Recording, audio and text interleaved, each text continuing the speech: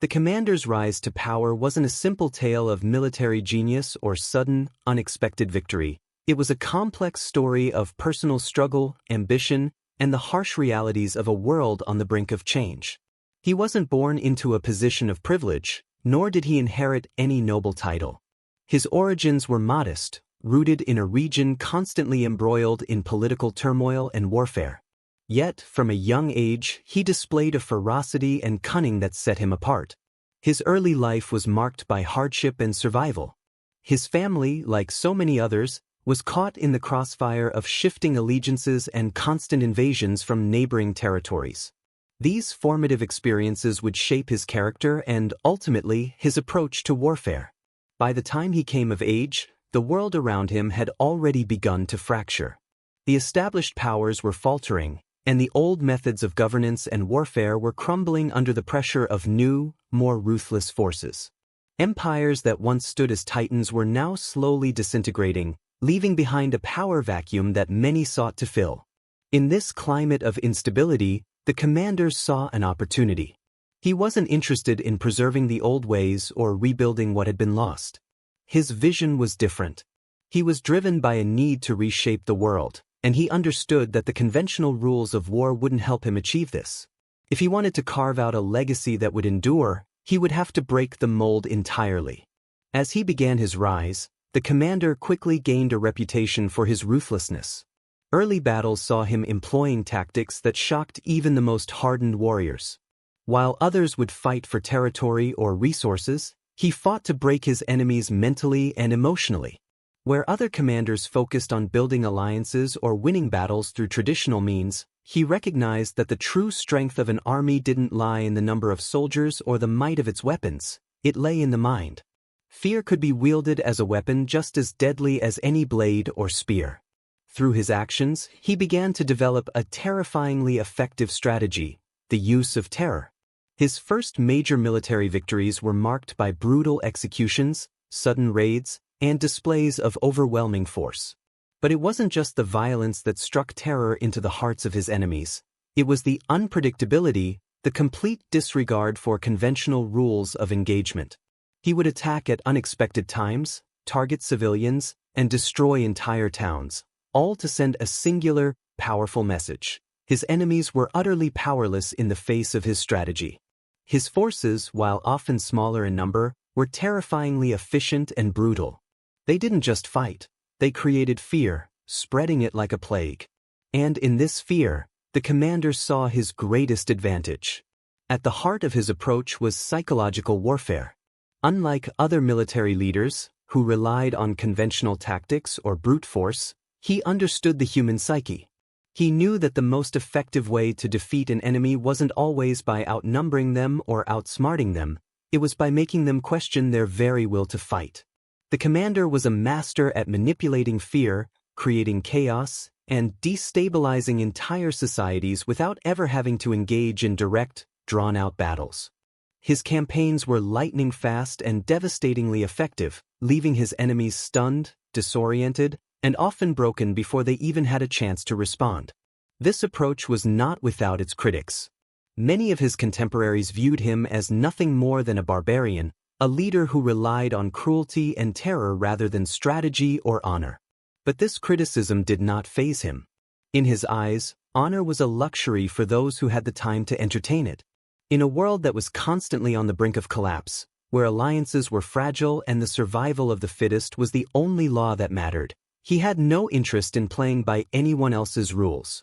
His strategy was one of complete dominance, and it would leave no room for mercy or negotiation. What set him apart from many other commanders was his ability to control not just his own forces, but also the narrative surrounding his campaigns. He understood the power of perception and used it to his advantage at every turn. By carefully controlling the flow of information and exaggerating his successes, he created a mythic reputation that preceded him wherever he went. His name alone struck terror into the hearts of those who heard it. It wasn't just his enemies who feared him, it was also those who had once been his allies, those who had been caught up in his wake. This psychological manipulation extended beyond the battlefield. The commander would often employ misinformation, spreading rumors and false intelligence to sow confusion among enemy ranks. By the time his forces arrived, the enemy would be in disarray, unsure of where to focus their attention or resources. The commander understood that uncertainty was the greatest weapon of all. If he could make his enemies doubt their ability to fight back, then victory was already assured. But this strategy of terror didn't come without consequences. As his power grew, so did the number of enemies who rose up against him. His brutality left a trail of hatred and resentment in its wake, and many began to question whether the commander's tactics were sustainable in the long term. Could terror, as a strategy, maintain its effectiveness indefinitely? Would his enemies eventually learn to adapt, to counter his methods, and turn the tide against him? These were questions that began to haunt the commander as he grew more powerful, but he refused to entertain doubts. For him, the cost of his methods was irrelevant. Victory was all that mattered. The commander's rise wasn't just about winning battles or expanding territory, it was about changing the very nature of warfare. He redefined the relationship between a commander and his army, between ruler and subject, and between enemies on the battlefield. His use of terror blurred the lines between military strategy and psychological manipulation, creating a new kind of warfare, one that would leave a lasting legacy in the annals of military history. As the commander's name spread, so did the fear that came with it. His strategy became both a weapon and a symbol of his unyielding will. He was no longer just a leader, he was a force of nature, a figure who commanded both respect and terror. His enemies were forced to confront a new reality. In this new world of warfare, it wasn't enough to simply fight. One had to survive the fear itself. As the commander's campaigns continued, his reliance on terror as a weapon grew more pronounced, and the impact of his strategies began to reverberate across the regions he sought to control. What started as a series of brutal raids quickly evolved into a calculated and systemic approach to psychological warfare that would leave his adversaries in a constant state of fear and uncertainty. At first, many of his enemies believed his methods to be nothing more than the acts of a ruthless barbarian, a leader who relied solely on fear and violence. They underestimated him. They thought that his terror tactics were merely a temporary advantage, a brutal phase that would fade once he faced a true military challenge. But the commander had no intention of letting that happen. His first campaigns were marked by his penchant for using fear to destabilize entire regions. He targeted not just enemy soldiers but civilian populations, employing ruthless tactics that were both shocking and effective. In these early stages, the commander's approach was erratic: raids on villages, surprise attacks on military camps, and even the use of mass executions. His forces would sweep through towns, leaving destruction in their wake, often sparing no one. It wasn't just about killing the enemy soldiers, it was about sending a message, one that would linger in the minds of his enemies long after the battle was over. His tactic was simple yet profoundly effective. If you want to break your opponent's will to fight, break their spirit first. But it wasn't just the sheer brutality of his actions that made the commander's strategy so potent. It was his ability to craft a narrative of fear, to make his enemies believe that his army was an unstoppable force of nature. The commander didn't just leave devastation in his wake, he carefully orchestrated these events to ensure that rumors would spread like wildfire. As his forces moved through enemy territory, stories of their cruelty, efficiency, and suddenness spread. Those who survived these initial raids spoke of terror, of being caught off guard by an invisible enemy that could strike at any time and without warning. The commander understood that fear was as powerful as any weapon. It didn't matter if his army was outnumbered or facing superior forces. If he could convince his enemies that he was an invincible force, half the battle was already won. His reputation, in many ways, became his greatest weapon. The mere mention of his name sent chills down the spines of soldiers and civilians alike.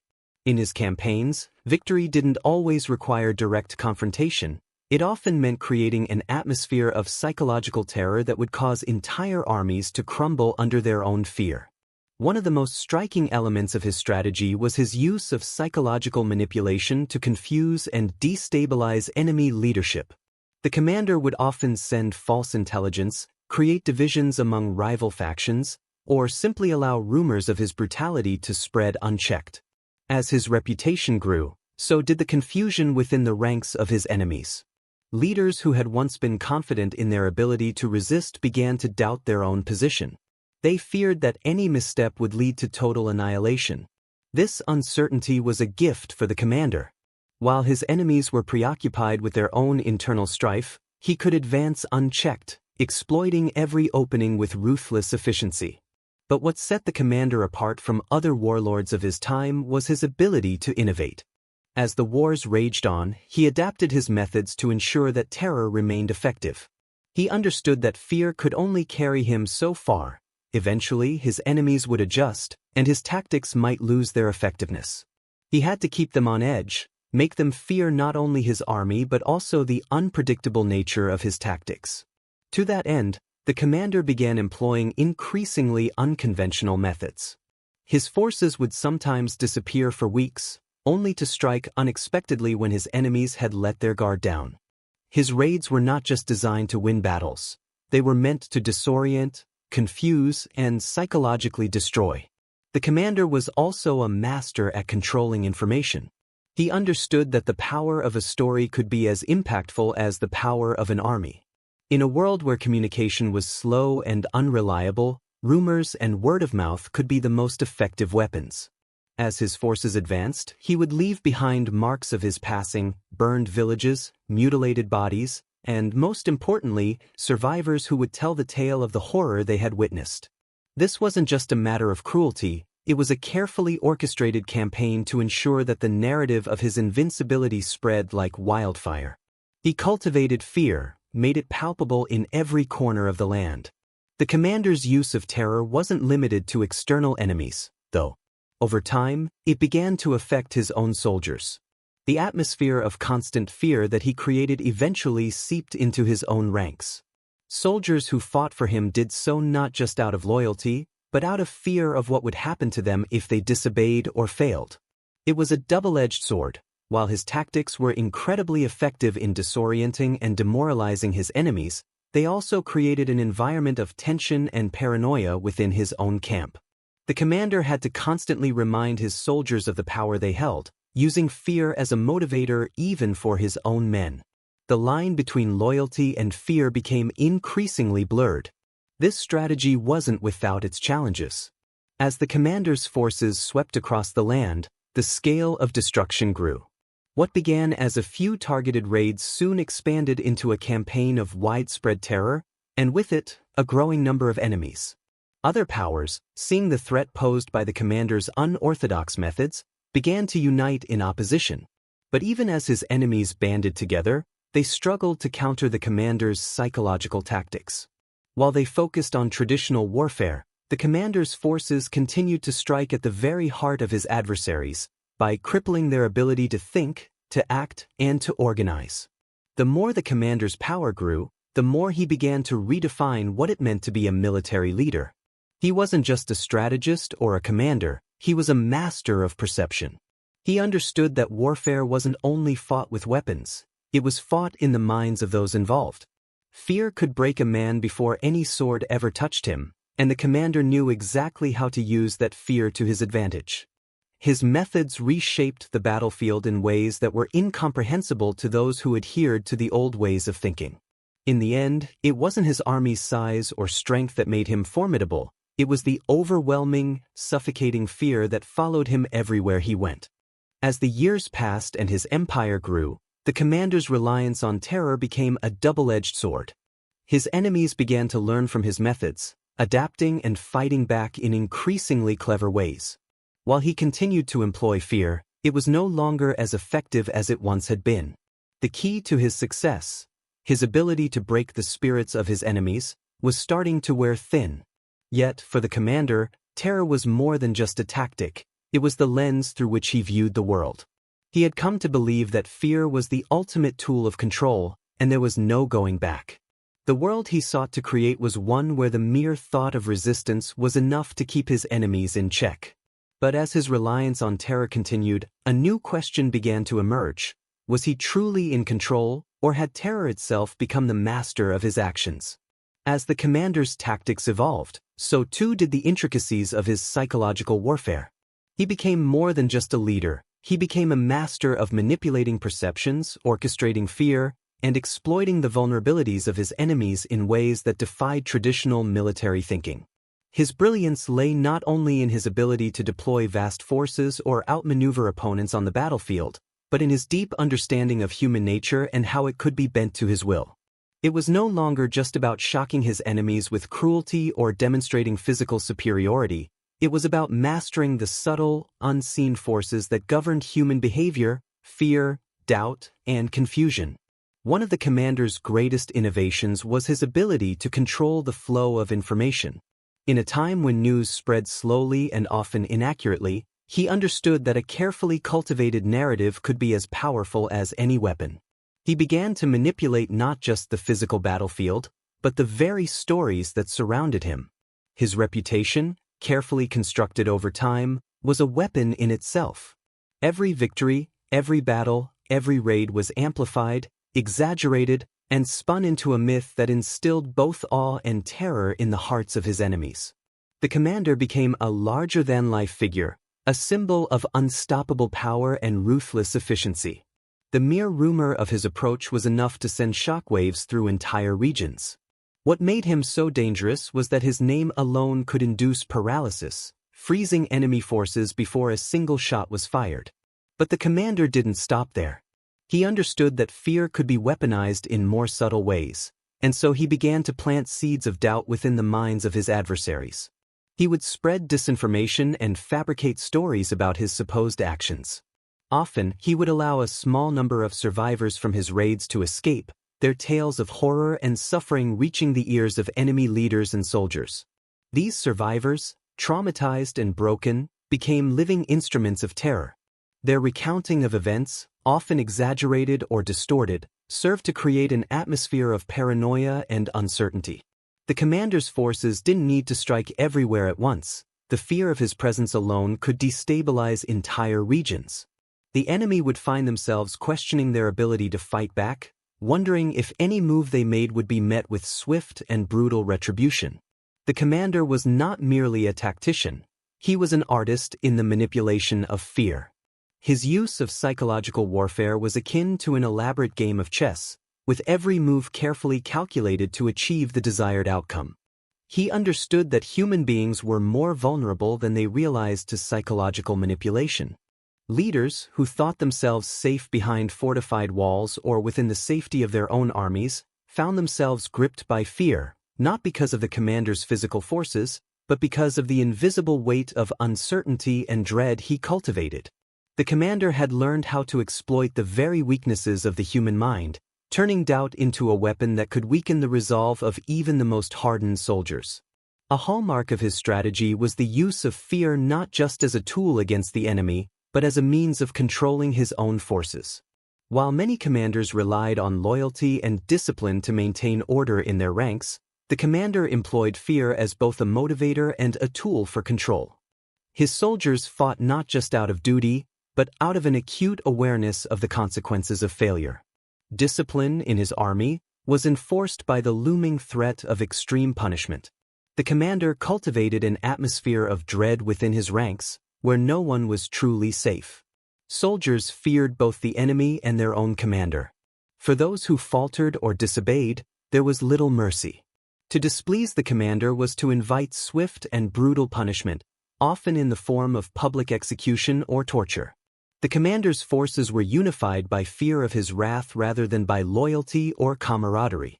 This created a paradox. While his soldiers were some of the most effective and terrifyingly efficient fighting forces on the planet, they were also deeply resentful and isolated. The atmosphere of fear and intimidation stifled personal bonds within his army. The commander's soldiers fought not for a cause, but for their own survival.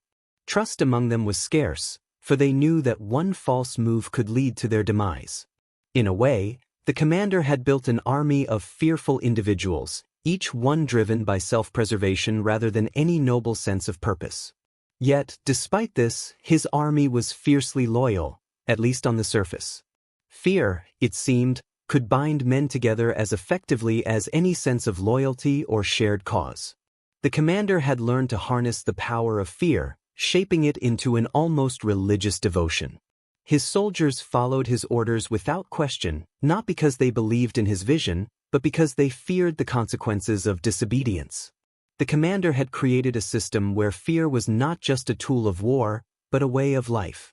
This reliance on fear had its benefits, but it also sowed the seeds of instability. As the commander's power grew, so did the fractures within his own forces. While his army was formidable, it was not invincible. The fear that bound his soldiers together also alienated them from one another. There were few bonds of friendship, and even fewer bonds of trust. In the brutal, high-stakes world of the commander's campaigns, any hint of weakness, whether it was a lapse in discipline or a lack of resolve, was met with immediate and merciless punishment. This created an atmosphere of constant tension, one in which soldiers were forced to live in constant fear of making even the smallest mistake. The commander's grip on his army was ironclad, but it was also fragile, held together by the thinnest of threads. At the same time, the commander's enemies found themselves unable to adapt to his methods.